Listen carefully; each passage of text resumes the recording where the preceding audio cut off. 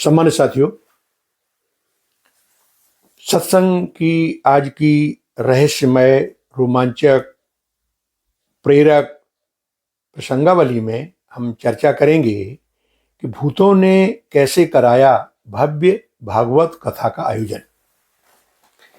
सम्मानित साथियों, योगीराज रामानंद जी महाराज, जिनके बारे में हम कई एपिसोड में आपको बता चुके हैं, उनके जीवन की एक सत्य घटना है, वो मैं आप सबके सामने साझा करने जा रहा हूँ। ये कालखंड था 1942 का, और माघ में जो मौनी अमावस्या होती है, उस अवसर पर उन्होंने योजना बनाई कि एक उनका जो आश्रम है ओंकारेश्वर के पास में, ओंकारेश्वरी कहते हैं, वहाँ से थोड़ा 2-2.5 किलोमीटर निर्जन स्थान पर एक भव्य भागवत कथा का आयोजन कराया जाए। और इसके लिए उन्होंने अपने जन्मभूमि के विख्यात कथावाचक अवध बिहारी प्रसाद शास्त्री शर्मा जी को निवेदित किया। अब चूंकि स्वामी जी की आज्ञा थी तो वो पहुंच गए। उस समय वो इंदौर आश्रम में स्वामी जी थे। उन्होंने बताया कि भाई इस तरह से हमारा ओंकारेश्वर आश्रम है, आप वहाँ पहुँच जाइए, आपकी पूरी रहने की खाने की व्यवस्था हो जाएगी।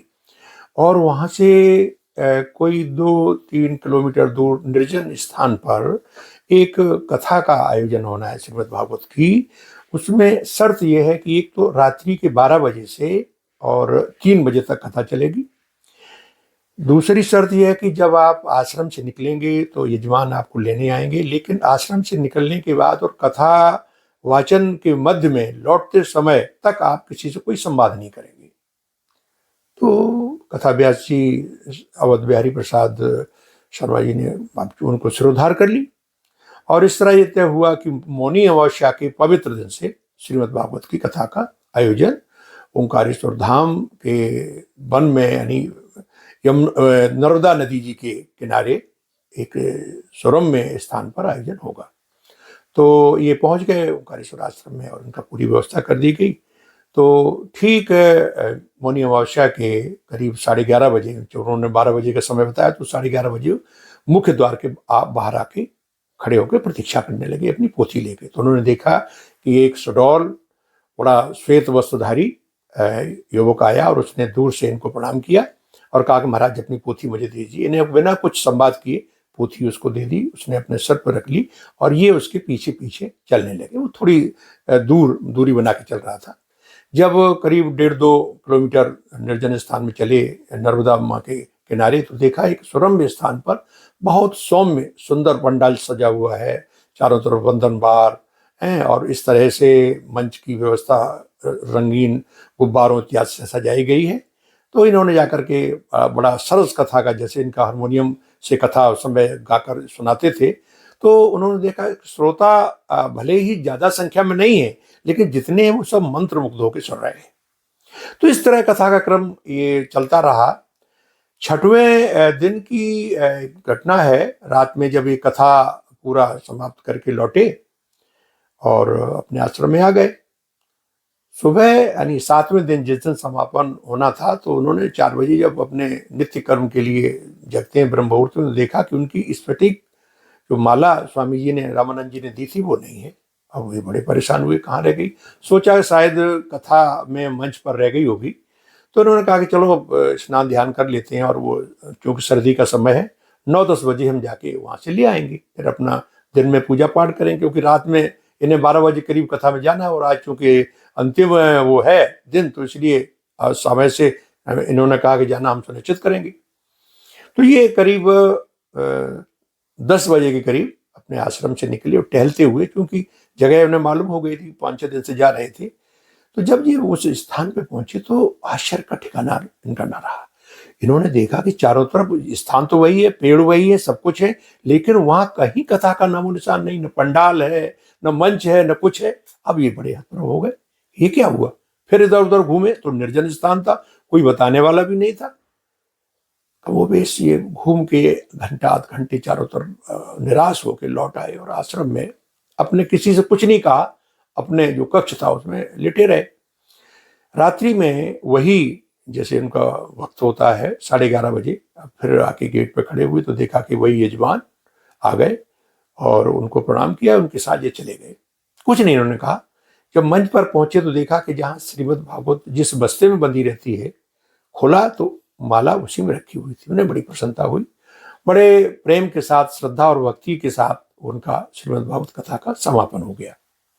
जब समापन हो गया तो वो जो जजमान था उसने श्रीमद् भागवत की पुस्तक अपने सरोधार के सिर पर रख के आगे चले। तो जब आगे आगे चलने लगे और ये पीछे पीछे आए, तो जब आश्रम में आ गए तो इन्होंने उससे वो पोथी ले ली। अब चूंकि कथा समाप्त हो गई थी तो वो जो स्वामी जी ने शर्त लगाई थी कि आप संवाद नहीं करेंगे, इसलिए इन्होंने बड़े आदर पूर्वक कहा कि भाई आपने 7 दिन हमारी बड़ी सेवा की, आपको बहुत बहुत धन्यवाद। ये बताइए, एक चीज मेरे दिल में बड़ी संशय है। हमने ये सोचा कि आज हमारी माला रह गई थी, तो हम दिन में गए थे, वहां कोई निशान नहीं दिखाई दिया। हमने ये सोचा कि शायद आप लोग दूरस्थ गांव से आते हैं तो ट्रैक्टर में अपना सामान लाते होंगे, रात में लगा लेते होंगे, सुबह फिर ले जाते होंगे ताकि जंगल में कोई नुकसान न हो जाए। बड़े प्रेम से उसने कहा कि महाराज जी, आपको स्वामी जी ने नहीं बताया? कि मुझे नहीं बताया महाराज जी, हम भूत हैं। अब इतना सुनते ही कथा व्यास जी के जमीन, पैरों से जमीन खिसकने लगी। वो बड़े अरे उन्हें बताते उन्होंने कि पसीना पसीना हो गए। अब उनकी हालत बड़ी परेशान। उन्होंने कहा क्या? कि हम लोग सब भूत हैं। कैसे हुए आप? उन्होंने कहा कि हम एक आश्रम में, हम भी एक इस तरह के संत थे, रहते थे, और हमारे शिष्य लोग थे, आते थे, हम लोग बड़ा भजन कीर्तन करते थे। एक दिन श्रावण की शिवरात्रि के दिन हम लोग नाव में भर के ओंकारेश्वर महादेव के दर्शन करने के लिए आए धाम में। तो बीच में चूंकि भयानक वर्षा हो रही थी और नर्मदा नदी का जल बड़े प्रवाह में था, तो हमारी नाव बचाने के बाद डूब गई। और जितने हम साधु संत या प्रेमी सज्जन हमारे भक्त शिष्यगण थे, सब उसमें डूब गए और मृत्यु को प्राप्त हो गए। अब चूंकि अकाल मृत्यु हुई थी तो कर्म बंधन के अनुसार हमको नीचली जोनी मिली, लेकिन हम लोगों के संस्कार अच्छे थे। तो मुझे ये मार्गदर्शन मिला कि आप इसी क्षेत्र में रह के अपनी साधना करो, किसी को सताइए मत, और कोई आपको सदगुरु मिलेगा जो श्रीमद् भागवत की कथा सुनाएगा, जिससे आपका उद्धार हो जाएगा। कालांतर में एक दिन हमने स्वामी इनसे रामानंद जी महाराज की बड़ी ख्याति सुनी। मैंने इनसे संपर्क किया। इन्होंने कहा कि मुझे संदेश मिल चुका है, अब आप निश्चिंत रहें, मौनी अमावस्या के दिन से आपकी हम श्रीमद् भागवत की कथा का आयोजन करा देंगे और आप निश्चिंत रहें, बड़ी शालीन और सुंदर कथा होगी। ये सुन के पंडित जी जो व्यास जी थे को बड़ा आश्चर्य हुआ। खैर वो जो भूत था या प्रेत था प्रणाम करके चला गया। दूसरे दिन पूरी रात इनको नींद नहीं आई। दूसरे दिन अपना तैयार होकर, अब चूंकि स्वामी जी इंदौर वाले आश्रम में थे तो ये तैयार होकर सीधे इंदौर आश्रम में पहुंचे और स्वामी रामानंद जी से कहा कि महाराज आपने मुझे बताया नहीं, ये तो भूतों की भागवत थी। तो मुस्का के कहा कि मान्यवर, इसीलिए तो मैंने आपको वहां से बुलाया था। मैंने यहाँ के किसी आचार्य का क्यों प्रयोग नहीं किया कि यहाँ सब लोग परेशान हो जाएंगे, और चूंकि आप मेरे जन्म स्थान के क्षेत्र के हैं, दूर के हैं, तो आप जानते हैं उधर के जिला भिंड के थे वो, पौनपुरा गांव के, वो तो पास में नदौरी है, वहाँ के रहने वाले थे। तो मैंने इसलिए बुलाया था। और ये बता दूं कि आप इस कथा से आपको बहुत पुण्य होगा, क्योंकि जो ये अतृप्त आत्माएं थी, इनका श्रीमद् भागवत कथा के श्रवण मात्र से उद्धार हो गया और आज से वो सब जो है उच्च गति में चले गए। इसके बाद स्वामी जी ने कहा कि आपको मालूम है श्रीमद् भागवत कथा का क्या प्रभाव है? आप जानते हैं, आप तो कथावाचक व्यास हैं, कि जब एक धुंधकाली नाम का जो प्रेत व्यवस्था में आ गया था, तो उसके भाई जो गोकर्ण थे, बहुत सात्विक थे और बड़े धर्मात्मा थे, उसको उन्होंने संपर्क किया धुंधकाली प्रेत ने, और रात्रि में कहा कि भैया मेरी जो है सुगति कराइए। तो उन्होंने कहा कैसे होगी? उसने कहा था कि श्रीमद् भागवत कथा का हमें आयोजन करा दीजिए।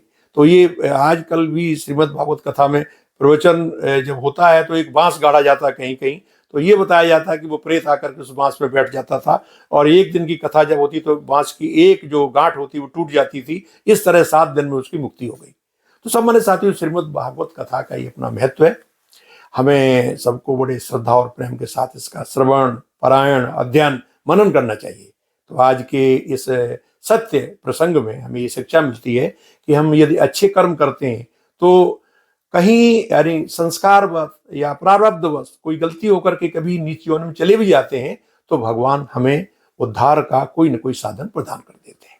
ये आज की इससे शिक्षा मिलती है। वही है ना कि विधिवत कुजन सुसंगत पढ़ई, फणि मन सम निज गुण अनुसरई। तो अपने उस पूर्व संस्कारों की वजह से उन्हें अपनी आत्मा को उच्च उसमें ले जाने के लिए, उच्च स्तर पर ले जाने के लिए कोई न कोई संसाधन और कोई न कोई माध्यम हमें ऊपर से प्रदान करा दिए जाते हैं। तो बस सामान्य साथियों, आज बस यही। आगे फिर किसी सुंदर प्रसंग में, प्रेरक प्रसंग में, संत महात्मा और शास्त्र संबद्ध वार्ता में आपके साथ सहभागिता करें।